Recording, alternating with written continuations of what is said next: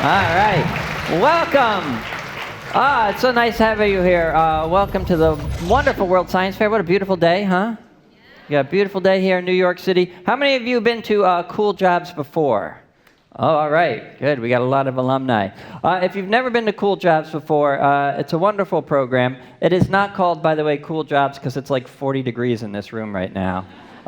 But we have found 4 individuals that use the tools and methods of science to do their everyday jobs. And if you think that a scientist is someone that just wears a lab coat and pours colored liquids from one test tube to another, it is not at all. If you take a look at our stage, we have an animal tank, we have music stands, we have trash cans, we have metronomes. So this is not your typical lab, and these are not your typical scientists. So our hope is that as you hear the stories of these 4 presenters, that perhaps you'll learn a new way that science is being used. And maybe, some of you that are a little younger, maybe this will give you an idea for a career path that will make you create your very own cool job. So pay close attention. All right, our very first presenter actually started her own business when she was just 13 years old. Think about that. She actually still runs that business while working for one of the country's largest companies, while programming robots, and while getting paid to play video games. Please welcome our very first presenter, Miss Jasmine Lawrence.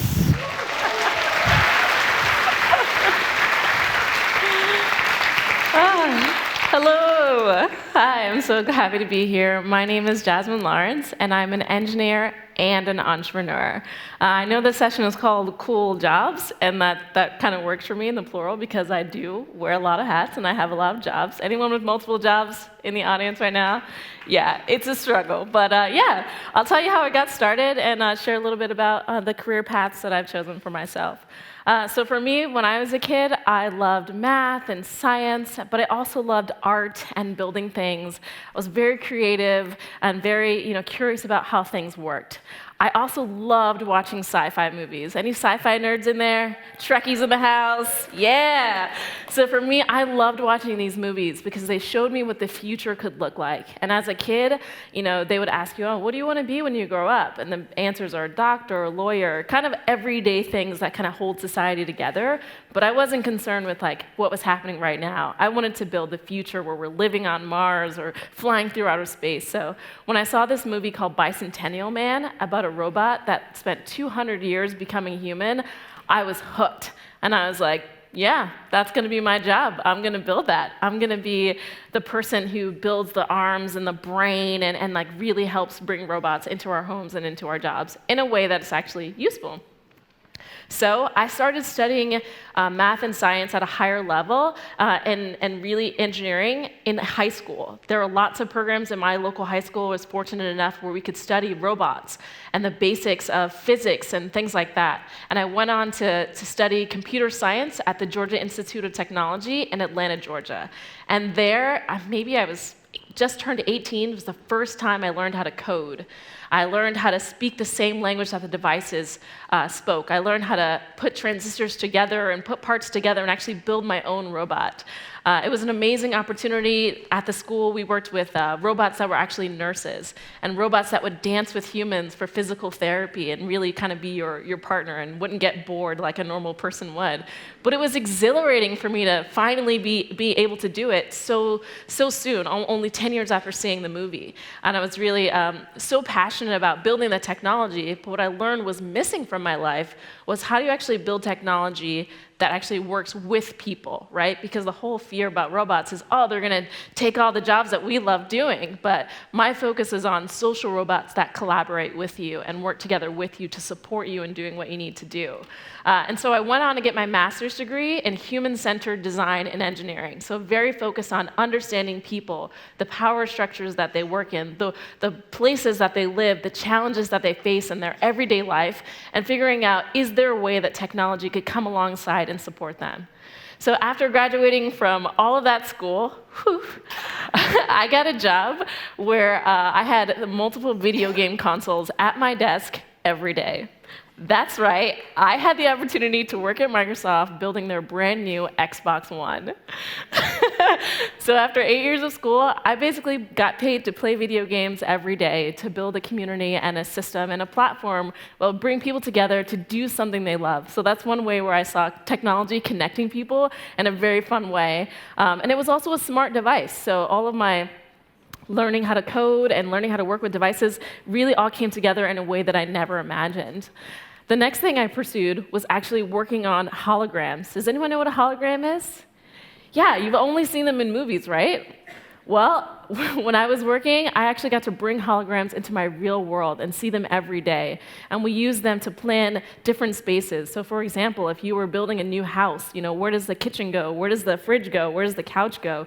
Normally, you'd actually have to move all those things in and then spend hours moving them around. But with holograms, you can simply pinch, drag, make it larger, make it smaller, and it's 100% recyclable. So it was really exciting for me to find new and innovative ways to use technology, and I always wanted more and more and more. But today, I work at Facebook. And I'm sure you guys are pretty familiar with Facebook and what we do, bringing the world together, helping people stay connected. And at Facebook, I worked on a product called Portal. And Portal is a video communication device that allows you to connect with loved ones in a real way. So I'll give you an example of kind of one of the things that sets Portal apart that really made it special for me to work on. So if you're a kid, and that's a flexible definition. If you're a kid, take your hands and put them on the side of your face, kind of like blocking the side. Yeah, perfect. Now just keep looking straight ahead. And if you're an adult, I want you to make a thumbs up or a thumbs down sign right in front of your belly. Okay. Now kids who have their blinders up, can you see what the parent next to you is doing? No, it's tough to see because you have what we call a limited field of view.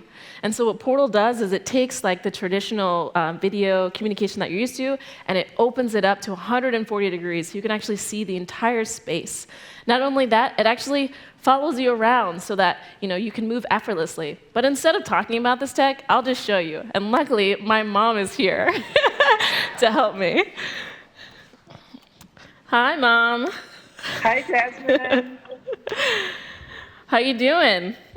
Great. Just in the kitchen working, making breakfast. Cool. Awesome. Well, it's kind of tough to see the kitchen. I can only see your face, but let's show them what Portal can do. Here we go. Cool. So my mom's going to transfer the call from her phone to her Portal. Oh, Mom, I can't see you anymore. That's fine. We'll see you soon. So my mom is all the way on the other side of the country in Los Angeles. And you can see she's home at the home I grew up in, and she's walking around, and she can just freely move about the kitchen, keep cooking breakfast, because what time is it there? 9 o'clock in the morning? Yeah, it's 9:17. Awesome. And everybody's waking up. Portal keeps her in frame, and it uses artificial intelligence to know that she's a person based on how she looks and how she's shaped. Can you go to the other side of the room? Sure. And So it keeps back and forth between work and cooking. Yeah. So when I communicate with my mom on Portal like this, it's really easy for us to get lost in it. When I'm at home using my Portal, because it follows her around and because it's just so simple, we're just engaged in what we're doing, and it feels like we're spending time together. And I got to build something that allows me to live anywhere in the country or anywhere in the world and still be able to stay connected to the person that matters most to me. Awesome. Thanks so much for being here with us today, Mom. Enjoy your breakfast. Thanks for coming home. Cool. So not only did I get to be on a really cool team bringing people together in a meaningful way, I got to make sure that Portal worked well for people with disabilities. So whether you're hearing impaired or visually impaired or mobility impaired, there's different settings and features on Portal that I specifically orchestrated to help make this product work for the world. So it's a really fun time for me. I love that I can combine that love of math and science, but also that human touch to make it really personal. But Outside of work, I have a lot of extra time. And like I said, I saw that movie about robots, and I'm still extremely passionate about bringing robots into our homes and into our families to support us. And so I also am an early access developer at a company called Misty 2. And so there, they just gave me this robot. It's about 50 pounds, which is why I didn't bring it with me from California. But I'm teaching Misty to do things like recognize my face, follow me around, let me know, when things are going on in my home with my 2 roommates, and just trying to figure out new ways to, have her incorporated into my life. So when I'm not at work, chatting with my mom on Portal or programming this robot, I'm the founder and CEO of a company called Eden Body Works. Now, as Bob mentioned, Eden Body Works was a company I started when I was only 13 years old. So who in here is 13 years old or below? Yeah, all of you guys could be CEO. All of you girls could be CEOs of your own companies starting today. It was about 15 years ago that I came to NYU for my first time at a summer camp hosted by the Network for Teaching Entrepreneurship. And they taught me all about how do you start a small business, how do you see a need in the world and come up with a solution to solve a problem. For me, at 11 years old, I lost almost all of my hair due to a chemical relaxer. So I was basically bald at 11. And this was after years of being a child model and being in different pageants and things like that. So how I looked really, really mattered to me. And when I lost my hair, I went to what I knew from being in school. I used a scientific method to come up with lots of different natural formulas using oils and herbs and spices to come up with a hair oil, as you can see me making there, to help regrow my hair. And I think my hair looks pretty great now. But yeah, so over the years, I've worked with different men and women in different countries around the world. I've learned about interesting ingredients from all around the world. And now my company has almost 50 products. A suite of 50 products that are sold nationwide and in many different countries at stores like Walmart, Walgreens, CVS, Target. And this all started as a project in my kitchen as a 13-year-old. My parents, shout out to all the parents in the house, my parents really supported me and really encouraged me that I could be this scientist, I could be this engineer, but also that I could be a leader and a communicator and a visionary and someone who's really concerned about making the world better for other people. So these are my cool jobs. It's what I do, and I absolutely love it. So if you're out there and you have a dream or you have a business you want to get started or you have a completely crazy, weird career path that you want to pursue, I'm here to tell you, you should go do it. Thank you so much for your time. Have a great day.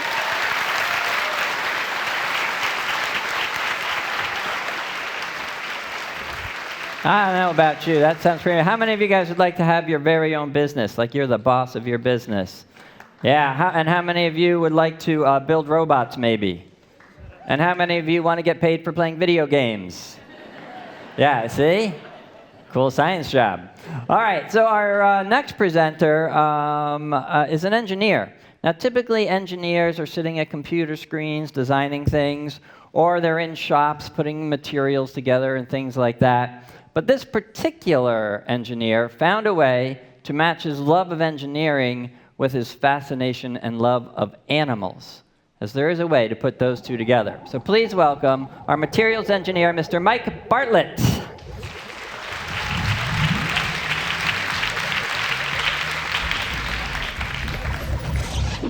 Well, good afternoon, everyone. My name is Michael Bartlett, and I'm a materials engineer.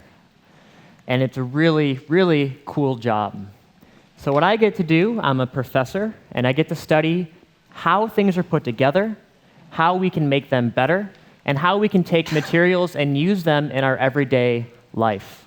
So my passion for this started when I was young. Now, does anyone out there like to race their friends on their bikes?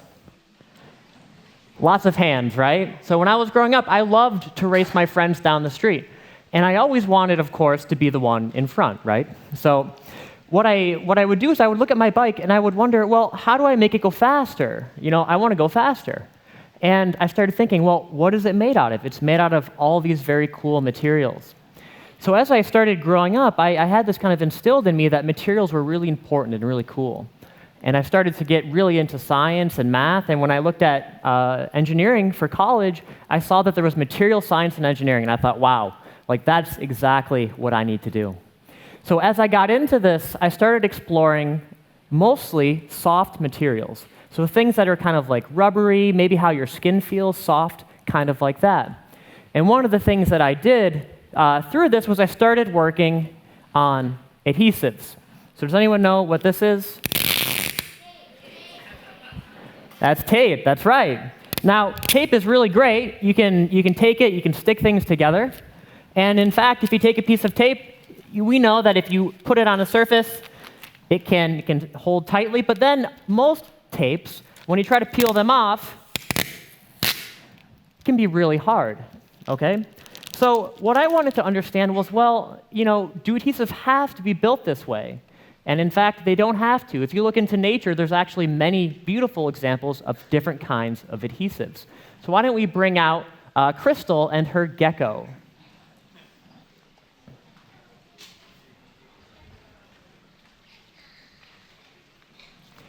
Well, hello, Crystal. Thank you for coming up with the gecko. And what is the gecko's name? So his name is Baluku, and he is a lychee gecko, but the scientific name for this is Rhagodactylus lychianus. And they're from New Caledonia, and as you can see, they love to jump, but they also have really sticky toe pads. Oh, that's fascinating. Why don't we put him in the aquarium and see if he can stick to the glass?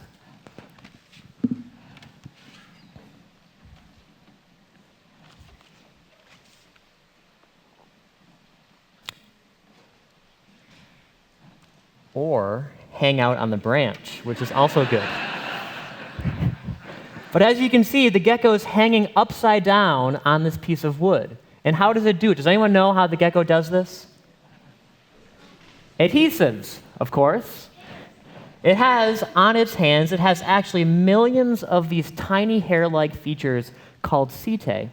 And what those do, they actually touch the surface that they're trying to stick to, and it allows them to hold on very tight. But what's so great about the gecko and what makes it so different from other adhesives is that the gecko doesn't just sit there or hang on there. It actually is able to use this adhesive to climb up the ceiling. It can climb across the wall, and it can really hang out all day without doing any work. So let's kind of think about that. It has a strong adhesive when it wants it, but also a very easy adhesive to pull off when it needs to, and it can do this over and over and over again. Truly inspiring. So as a materials engineer, I'm thinking about this gecko, and I'm like, well, why don't we make adhesives that can do the same kind of things? So what we did is we actually had to go to the chalkboard and write down some new equations to try to understand how we can create adhesive materials that are just like the gecko's toe. So what we did is we designed a bio-inspired adhesive. And I'd like to maybe have a few volunteers come up and look at this. So why don't we get a couple, maybe 2 volunteers to come up on the stage? And if you don't get to come up, don't worry. I can see you after the show, and you can try it out for yourself. All right, so what's your name? Arane. Arane? Yeah. Nice to meet you. And we have one more. Coming up, and what's your name? Ranav. Ranav? Nice to meet you. Well, thank you both for coming up. Now, what I want to do is I want to take this gecko-inspired adhesive, and we're going to stick it on this piece of plastic. And I want you to hang a couple everyday objects off of it, okay? So I'm going to need your help. So what we do is we take the adhesive, we just press it down onto this plastic surface here. And as you can see, at the bottom of this, we have this hook. So why don't we grab maybe the bag of oranges? Who wants to grab that? All right. So take it, hold on to this piece, and let's just hang it right off that adhesive. And as we see, it holds it just fine. But this is, just a bag of oranges. What about a big gallon of water? That's pretty heavy, right?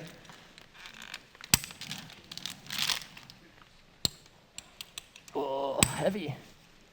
Okay, it's doing just fine. But, as a kid, you probably are used to carrying around a heavy backpack, right? Now, wouldn't it be great if something else could hold that backpack for you? Well, what about a gecko-inspired adhesive? So why don't we grab that backpack and see what we can do? This is pretty heavy. Careful. So we're going to attach it right on there. And you can see it holds just fine. But here's the trick. What we can do is we can pull this adhesive off very, very easily. Who wants to pull off the adhesive? Let's come on over. Why don't you grab the edge and just pull it towards me. Comes off very easily.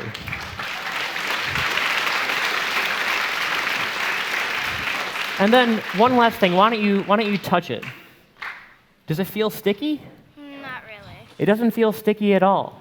And that's because we're using bio-inspired engineering to design new kinds of materials. All right, well, thank you so much for coming up. You can head back down.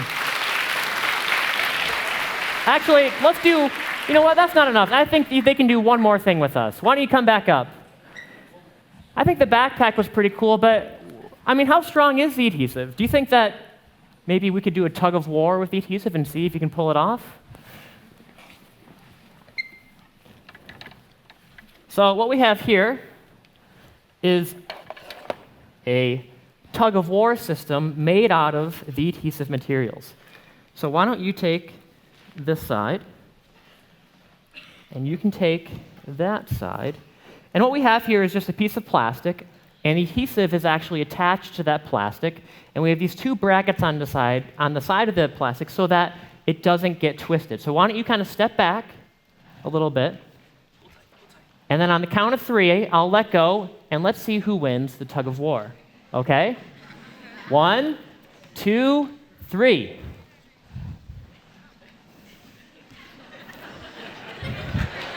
All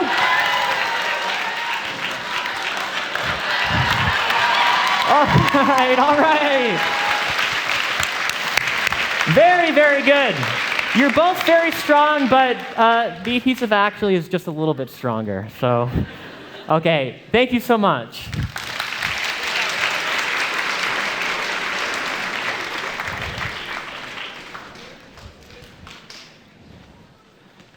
So, again, as a materials engineer, there's plenty of examples in nature that can really inspire us to design new kinds of materials.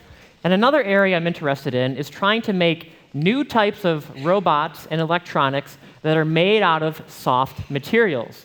And if you make things out of soft materials, you can do all sorts of new things. Let's check out what nature can do if it's made out of soft materials.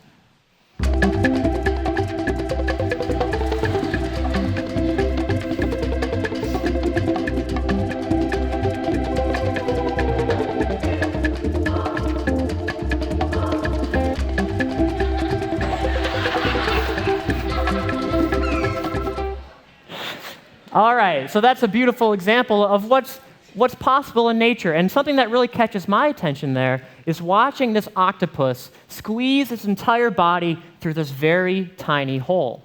And what's really amazing about that is that that octopus can move all of its arms, it can sense all of its environment. So what if we could make a robot or electronic that could do the same thing? So what we've been doing in my lab is we take actually a liquid metal, and I'll show you that in just a second. And with this liquid metal, what's so great about it is that it's very soft, very fluid-like, but it also can conduct electricity, and that allows us to make robots and electronics.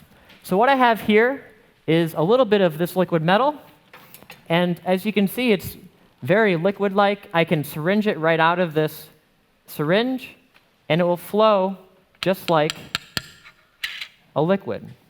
But when I attach it to a circuit, I'll just add the liquid metal to the ends of this light-emitting diode, a LED.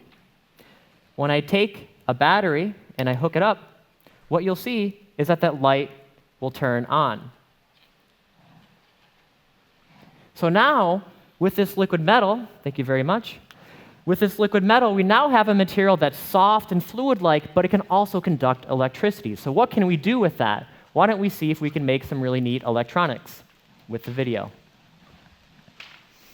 So what we can do is actually make an electronic circuit that self-heals, which means that you can cut it up into little pieces. And as you can see here, what we're doing is taking this circuit and we're punching holes in it, we're slicing it, we're removing entire sections. But it never stops conducting electricity. So this material can self-heal and it can conduct electricity, which is really unique and different from most electronics. So let's take the next step. What about using this in some kind of robot? let's look at the robot video. So now we've made a robot, a soft robot that's soft, kind of like an octopus, and it can walk. But when you punch a hole in its leg, it can still walk. Okay? So let's do that again. We can punch a couple holes in this robot, and it actually never stops walking. So now we've created machines that you can punch holes in, and they'll continue to function. So if you thought anything that I talked about today was interesting or fascinating, I would certainly encourage you to think about taking your passion for science and math and applying it to engineering and maybe developing the next generation of materials. Thank you so much.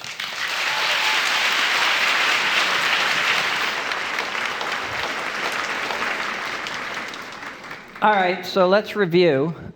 Mike is building a robot that as it walks towards you and you put holes in it, will continue to walk towards you. Got it. All right. He's a nice guy. He's going to use it for good, not evil. Don't worry, don't worry. All right. So have you guys ever been to the park, this time of year, and you're walking down the sidewalk and you see this like stream of ants, like hundreds of them, all like marching perfectly. It's like this perfect traffic. They all know where they're going. They all have their jobs. And then you hop in the car and you can't get a block and a half because you're stuck in traffic. And you muttered, wow, maybe we can learn something from these creatures. Well, it turns out we have scientists on the job, folks. They are actually studying that to try to make our lives a little bit easier. So please meet biologist Simon Garnier.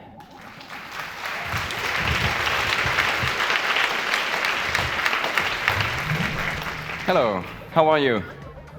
Good? Awesome. I like good audience like this. All right, so my name is Simon Garnier, and as you can probably hear from my accent, I come all the way from New Jersey today. This joke always works. But I was born and raised in France, obviously. And when I was a kid, or since I was a kid, I have this problem. I get bored so easily. I don't know, is it your case for you as well? Do you get bored easily? Yeah, I do all the time. I always need to do something new, something different. When I was a kid, I played all these sports. I did rugby and soccer and track and field. And now I play this sport called Olympic handball or European handball. Have you heard of European handball? It's like water polo, but on land. It is, it is. I was actually at the national championship last week. My team didn't win, but my girlfriend made national champion, so I hope she's watching. As I said, I get bored very easily, and that's fine when you're a kid because there's lots of things to do when you're a kid, but when you grow up and you become an adult, that's kind of a problem, right? You have to find a job, and most jobs out there, well, you do the same thing over and over every day. And that's not going to work for me, right? I cannot do the same thing over and over every day. So I had to find a job that allowed me to do everything I wanted all the time, whenever I wanted. And that job, the perfect job for that, is to be a scientist, and in particular to be a biologist, okay? And I'm a biologist at the New Jersey Institute of Technology. It's a small but very vibrant university not very far from Manhattan in Newark. And there I have my lab, and we study intelligence. But we're not studying the intelligence of the brain. We study what we call collective intelligence. So the intelligence of the crowd, the intelligence of groups. But to explain a little bit better what collective intelligence is, we're going to do a couple of experiments together. Are you okay with that? Yeah. All right. For the first experiment, we're going to do it here on the stage. I need a couple volunteers. So, whoa. I'm going to let the volunteers from the festival pick and choose. A little round of applause for the volunteers. Thank you. What's your name? Kathleen? Zuri. And Zuri? Nice to meet you. So, do you know what these are? Yes, they are metronomes, right? We use them normally when you play the music. Now, what I'm going to ask you is, can you start them, these three of them that are on the table? Can you get them started for me? Just come here. Don't be afraid, they're not biting. Oh, I think. All right, just keep it out, and then, all right, and the last one. You just need to push it a little bit inside, like this. All right, then move a little bit so people can see. All right, we're gonna slow this one a little bit. So what you see is just what metronomes do. They beat at a particular speed. In this particular case, we set them up at 176 BPM, right? But do you see anything particular that they're doing? except moving back and forth? The answer is no, so you can say no. All right? That's the boring part of the experiment. No, let me stop them, because this is really, really annoying. Can you help me stop this one? All right. So this is what happened when you take 3 metronomes, you put them on a table, and they are just doing their thing. Now here I have a second experiment. In this experiment, this is the 3 same metronomes, same models. The only difference is now they are on this board that is sitting on these 2 cans of soda. Very unstable board. Oh. Good. Okay, so we're going to repeat the same experiment, but this time on this board, and we're going to see if something else happens. You want to help me? Up, this one. All right, we're going to start and make. And we're going to wait a few seconds. What's happening? Do you see something happening here?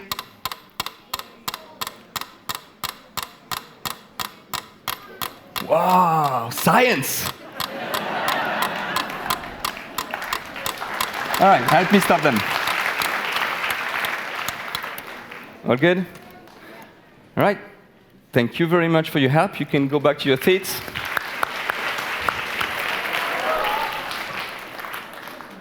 Did they almost? Yeah, we put like a little stops there. We know science always breaks at some point. Don't move. All right, so this was a little demonstration to show you how different objects, as soon as you put them, as you couple them with each other, in this particular case, they are coupled with each other because they can both all move this little board, and by moving this little board, they apply forces on the other metronomes, slightly slowing each other down or speeding each other down up until they get in perfect synchrony. This is an experiment with 3 metronomes, but you can find videos online if we can put it on the screen, with up to, in this particular case, 64 metronomes. We didn't do it with 64 metronomes because that would take a long time before they synchronize, but it will work. You can do this with 64 of them, except for that guy there. There's always one who's trying to be interesting. All right? But we can do this with a lot more than 64 individuals. So we're going to do that second experiment, and now everybody is going to participate. Okay? You okay? All right, I'm going to ask you to do something. In a minute, I'm going to ask you to close your eyes. Okay? Do not reach into your neighbor's pocket while you're doing this. I'm going to ask you to close your eyes, and on my cue, I'm going to ask you to start clapping in your hand. But as you're clapping, wait a second. We're going to close our eyes, start clapping, and as you clap, I'm asking you to listen to your neighbors, the people around you, and try to match your clapping speed with their clapping speed. Does it make sense? All right, so close your eyes. Everybody close their eyes. And now you can start clapping.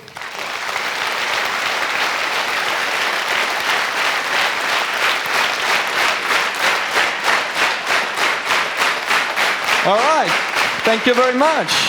You can stop. You did it. Well done. All right. So similar, you did the same thing as the metronome did. You listened to each other, you adjusted to the behavior of each other, and then you managed to all come in synchrony. But what's even more fascinating with this experiment is not that you all managed to synchronize, is that you all decided collectively to synchronize on a particular frequency, on a particular speed of clapping. And nobody told you which speed it was supposed to be, right? You all collectively agree on that particular speed. And if you repeat the experiments, you might agree on a different speed. Right? And that's what we call collective intelligence, the ability of the group here to organize itself without having anyone in particular in charge in the group. Nobody told you to synchronize on that speed, yet you did it. Okay? So that's collective intelligence. It's present everywhere in nature. Everywhere you look, it's present in nature. And sometimes it has some really funny consequences, like in the video of the puppies that we're going to see right now. This is the cutest video you'll see today.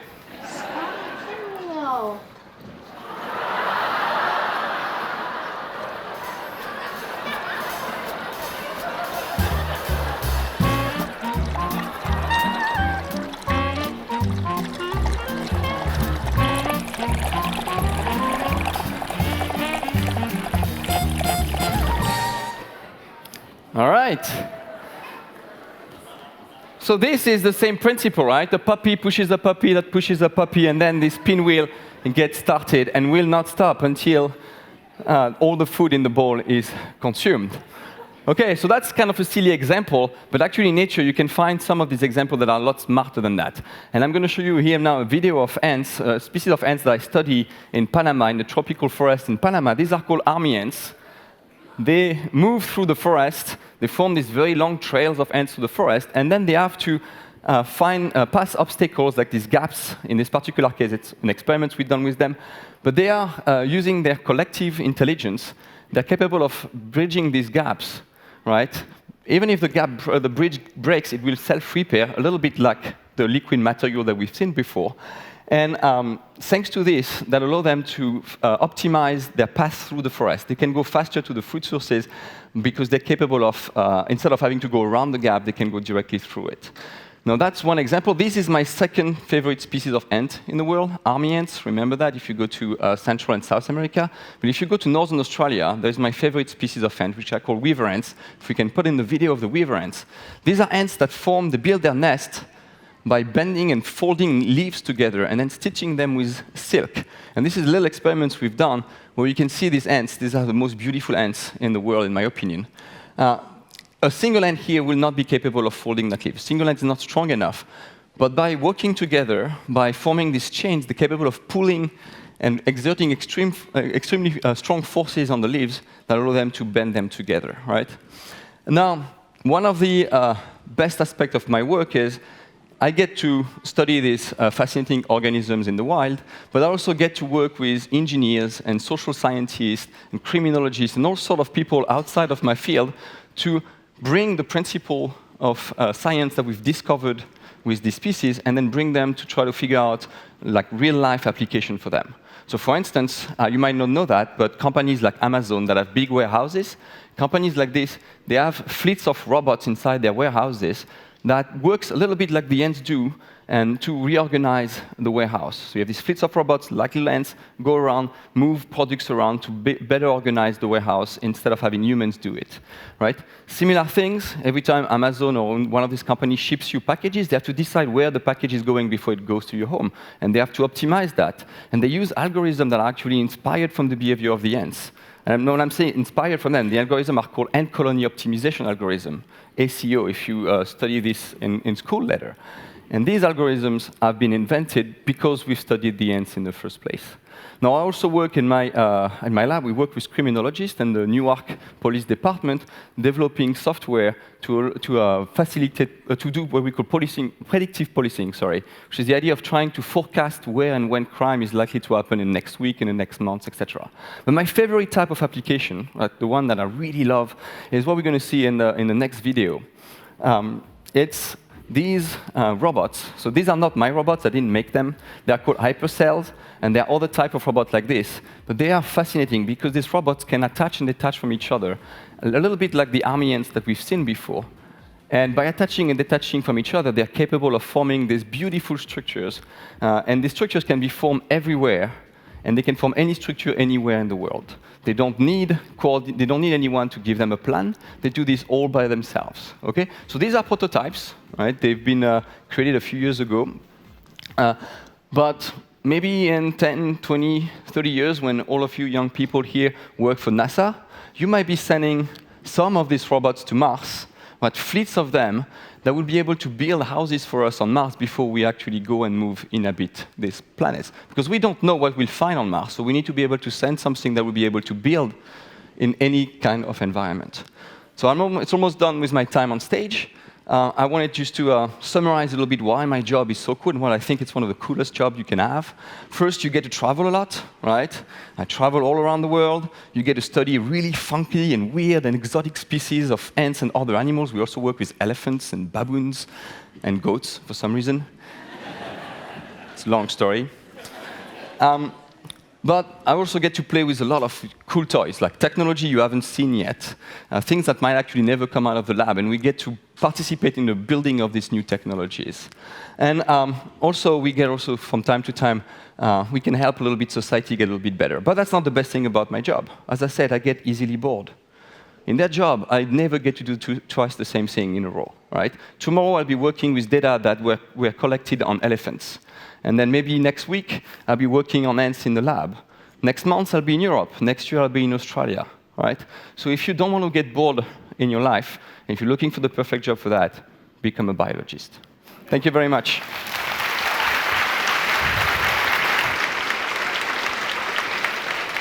All right. So next time you order an electric toothbrush on Amazon Prime and get it in 2 days, you can thank the army ant. That's awesome. By the way, speaking of organisms working together and getting things done, I don't know if you know this, but there are literally hundreds of volunteers that are working behind the scenes to make this entire week and weekend work. We got camera operators, directors, backstage lighting people. There's a whole video crew over there. There's stage hands like Paul here. Let's give them a big hand for all the work they do.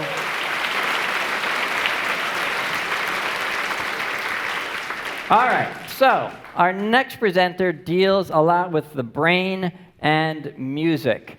And if you don't think that the brain and music, how can they like really go together? Can you do research on this?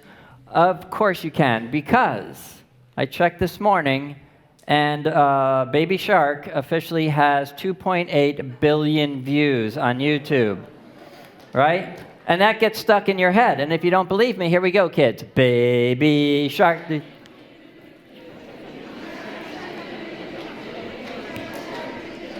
Baby Shark. All right, we're not going to hear the rest. See? It's going to be stuck in your head forever. But the good news is, no, stop, I said.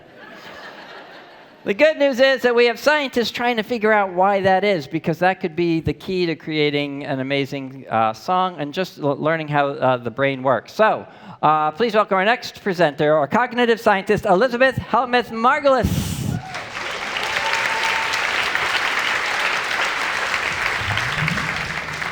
Hi, I'm Elizabeth, and I use cognitive science to ask questions about music. What that means is I try to understand how you do all of the amazing things you do. When you're at a concert, you clap along, or he just said 2 words. He said Baby Shark, and look what that unleashed. So it's all about trying to figure out what gives rise to those kind of awesome abilities. I grew up in St. Louis, Missouri, very much not to a family of professional musicians. In fact, I think neither of my parents had ever had a music lesson in their life. They put me in piano in preschool so I would stop pestering them, and it stuck in a way that they did not expect or hope for, actually. By the time I was in junior high, I was spending all my time outside school playing the piano, and by the time I was a senior in high school, I was so sure I wanted this to be my forever job that I enrolled at music conservatory at Peabody in Baltimore. So once I got there, I pretty quickly learned the rules of the game. They are practice 6 to 8 hours a day, and that's number 1. And number 2 is, above all, do not get on a bus and go down to Johns Hopkins and take a class. No. So within this very limited framework, I felt that it was super rebellious to climb aboard anyway and sneakily enroll in a class called Minds, Brains, and Computers. And it was actually already in the very first meeting of that class that it seemed completely obvious to me that you could use all these tools and methods from cognitive science and apply them to music and start to answer all of these questions that were bothering me as a pianist that I couldn't answer in the halls of a music conservatory. Questions like, but why? Like, you know, annoying questions, I'm sure. Like, but why does it sound a little better, right? If I play it louder here and a little softer here, does it sound better to you if I play it that way? Would it have sounded better to someone 100 years ago or 100 years in the future? And most of all, how did music grip me so compellingly before I'd had any kind of training about it whatsoever, right? How did it light that spark for me in the first place? So to give you some examples of the kinds of techniques we use to think about these issues, we're going to bring out some fantastic young musicians. And you'll see they're wearing these sort of bands on their heads. And despite that they definitely deserve crowns for all of their hard work, it's not a sign of royalty. It's just a little tool that's giving us a little window into their brain activity while they're performing. So please welcome Kelly Howard, the director of the Brooklyn Youth Music Project, and 2 musicians from the ensemble, Jeannie and Keel.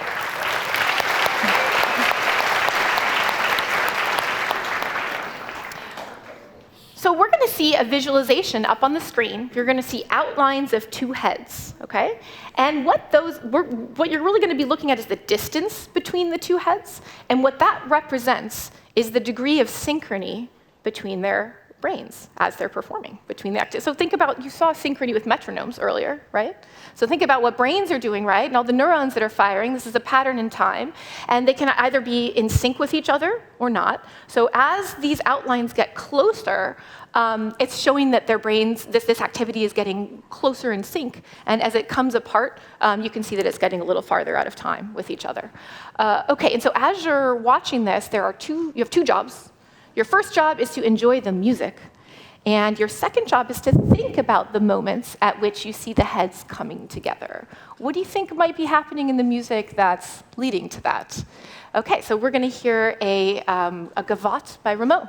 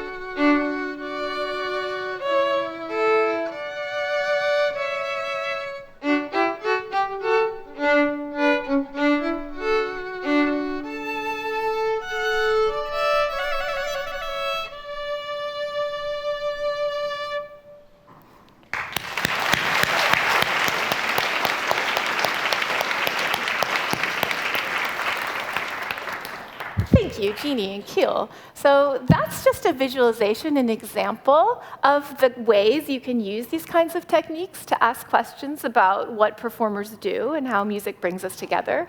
I'll give you another example of the kind of work we do. So you can use a fuller EEG head cap, right, with lots of little electrodes. And we could actually put those on all of you if we had enough time and you didn't mind your hair getting sticky. And you could all wear those while you listen to a musical performance up here, right? And at that point, we'd have all these complex readings coming out of all of you. And we could just do something kind of simple with that. We could just crunch the numbers and identify the moments at which your brains were doing similar things, right? Because while you're listening, you might be thinking about what you're going to eat for lunch. You might be thinking about a cool thing you're doing later today. And at those points, they won't be doing the same thing, right? So the moments when the brains are really, really stuck on something, it tends to be from the music here. So this allows us a little peek into the moments that are most engaging when people are listening to music. And then we can ask why those moments. So what really works in music and why? So I'd really like to thank Suzanne Dicker of Dicker and Ostrich for the headsets we used, and also Emma Laurent and Phoebe Chen, who we saw out here retrieving the headsets a moment or two ago from the NYU Department of Psychology. OK, let's welcome two more extraordinary young musicians from the Brooklyn Youth Music Project. We have Sylvie on viola and Zach on cello.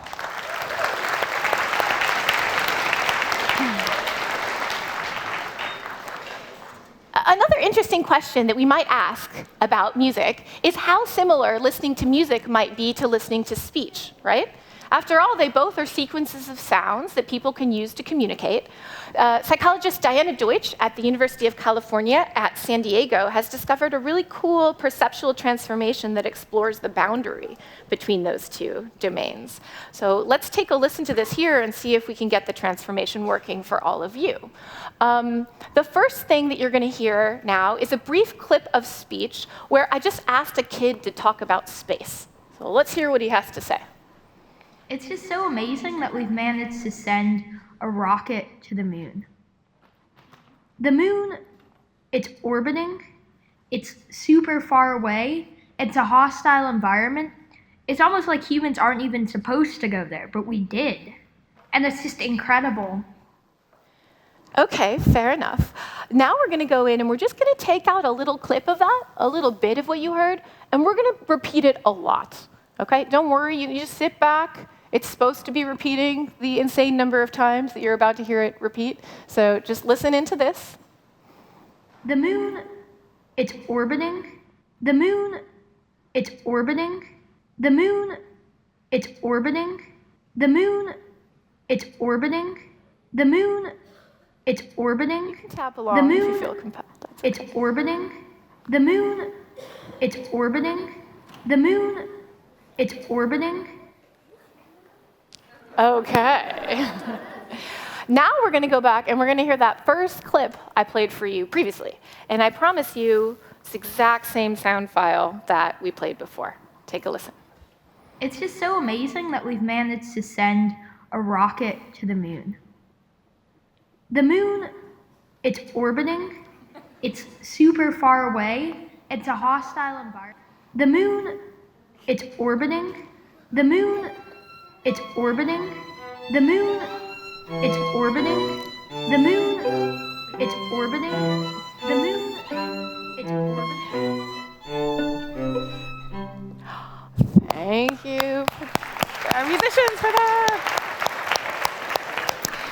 So we saw there how you could simply repeat something, right, and shift your perception of it. So something that initially sounded like speech could come to sound like song. And that opens up a whole world of interesting further questions we can use that transformation to answer.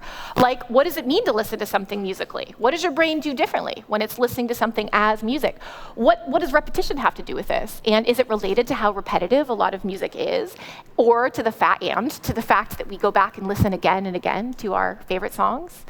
The really amazing thing about musicality, I think, is how widely it's shared among people, and it doesn't depend on having had years of formal training. It doesn't depend on having learned all kinds of fancy things about music theory. You all know a ton of songs, right? So how many of you know Twinkle, Twinkle, Little Star? Okay, so could I get some kids to come up from the audience here? And what's going to happen is they're going to sing us Twinkle, Twinkle, Little, but star is all on you, okay? So they're going to start us off with Twinkle, Twinkle, Little, and you're going to continue to star. Can we get that? Twinkle, twinkle, little star. You're so good. Look at that. Okay, fantastic.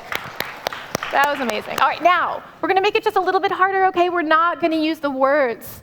So instead of twinkle, twinkle, little, we're just going to do that all on do, okay? Can we get that pitch one more time? Okay, now on do. Do, do, do, do, do, do. Again, amazing. Okay, thank you so much to both of you. We're going to make it, thank you. Now, let's try something a little crazier, okay? Now you've done it to a familiar song with words, and then we've taken away the words, and you could still do it. What if we give you a tune you have never heard before? Okay? And we're going to try to get you to sing the next note. You can do it on do, okay? Jeannie is going to play us a tune you've probably never heard before, and when I'm going to cue you when she stops, and you all just come in with the next note on do. Got it? As loud as you can.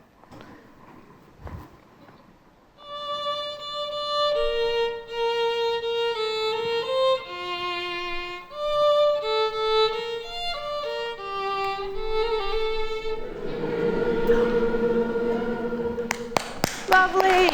Thank you.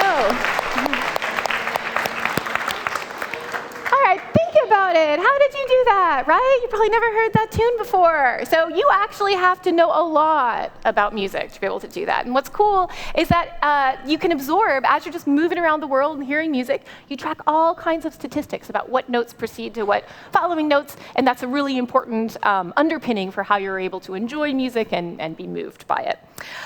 Okay, so I'd like to conclude by just telling you why I think music cognition is the coolest job out there. I love that it combines the arts and humanities and science, and that I get to play with a whole bunch of different people in different fields. And so if you're somebody who likes to deal with different ideas that people frame in different ways and hang out with a lot of different types of people, a field like this that's really in the middle of a bunch of disciplines might be for you. Thank you so much for being such a great audience.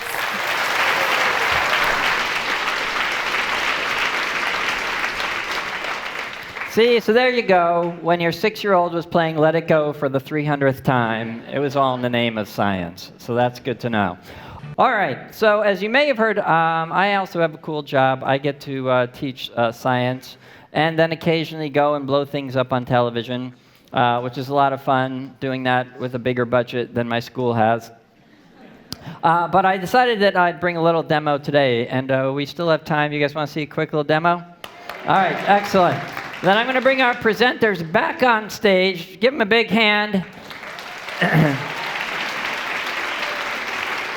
They are dressed in their official ponchos of science, And they're going to bring these trash cans up here.